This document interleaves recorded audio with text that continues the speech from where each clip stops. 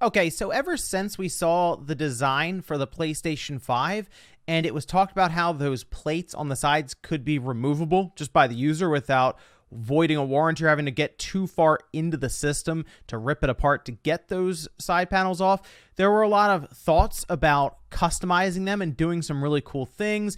And unfortunately, after seeing what happened with the PlayStation 5 plates website, where Sony went out of their way to basically tell them, no, you're not allowed to sell plastic because it's formed in the same shape as our pieces of plastic, and that's gone now. We're basically relying on either DIY projects where you rip the panels off, you either dip them or you spray paint them or whatever you can do there, or you skin them. And skinning different electronics has been very popular for a while. We've seen dbrand, which seems to be the company that a lot of people go to get these decals, as one of the most popular. However, it does appear that even they won't be attempting to do PlayStation 5 skins, and they released a full post explaining why that is. And I gotta say, now it's going to become very, very difficult, I think, going forward to be able to customize the PlayStation 5, even though it looked very simple from the start. Guys, if you enjoy these videos, make sure that like button helps out a ton. And if you're new here to the SpawnWave Plus channel, make sure you subscribe down below. So let's go over here. This is the post that they made on Reddit explaining that anyone who ordered a PlayStation 5 skin is going to be getting a refund because they're not going to be doing it anymore. Now, they go over some of the reasons why, with the biggest one being the PS5 is actually a very difficult system to be able to apply a decal to successfully to cover all of the outside of it mostly. I mean, we have two panels to deal with, and unfortunately, while the outside part of it doesn't seem too bad, it comes down to the inside of the PlayStation 5 because the inner part of those plates, the top of it anyway, is still visible. Now, they show a render here that they use to sell the skin, and the idea was the render shows you use the skin and everything that you would see that would normally have been white on the outside would just be covered completely. And unfortunately, that does not look to be possible, at least within reason, with expectation of the customer being able to apply it themselves. Now, dbrand has an interesting way of communicating with their customers, and they don't mince words. They try to do it kind of entertaining and all of this.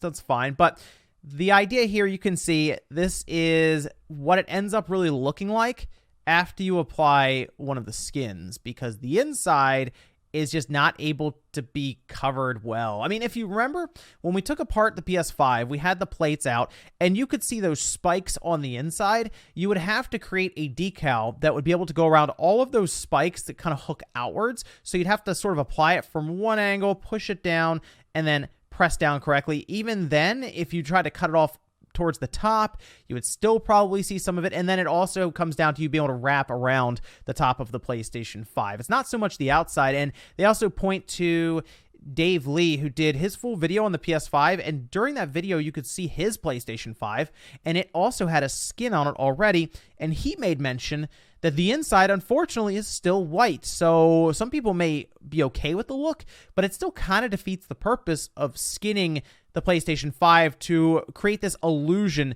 that it is no longer just entirely just a full white PlayStation 5. You're trying to make it so it doesn't look stock anymore. You want it to have a different color, red, blue, black, the matte black that I really want. I think we're just to the point now where we have to hope that Sony actually does something with it. They even go over kind of the seams still stick out on the edges, even if you apply it just right, like around the disk drive, for example. You still get this kind of white outline around it. And unfortunately, like I said, it breaks that illusion. And if dbrand isn't even willing to get any further into it with skins, keep in mind, they're the ones who figured out the situation around the Switch Joy-Con controllers at the time. Remember, that was like peeling away like the surface of it. It wasn't reacting well with whatever coating Nintendo used. They figured all of that out and then released skins again for it, and they worked. In fact, they went as far as to be able to wrap the skin correctly around the edges at the bottom and around like the IR receiver, all of these different things.